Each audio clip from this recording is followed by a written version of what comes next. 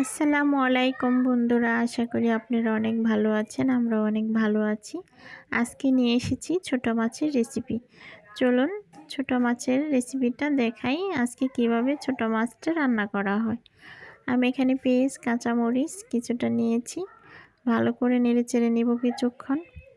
আর এই যে ছোট মাছগুলো দেখছেন, পাঁচ মিশালি ছোট মাছ, এগুলা দিয়ে আজকে রান্না করব। এখানে অল্প হলুদ গুঁড়ো, অল্প মরিচ গুঁড়ো আর অল্প একটু আদা বাটা দিয়ে ভালো করে আমি কিন্তু এখানে কষিয়ে নিব। এই যে এখন দেওয়া হলো ছোট মাছটা। ছোট মাছটাও আমি কিছুক্ষণ নেড়েচেড়ে কষিয়ে তারপরে হালকা ভিজা ভিজা করে নামিয়ে রাখবো।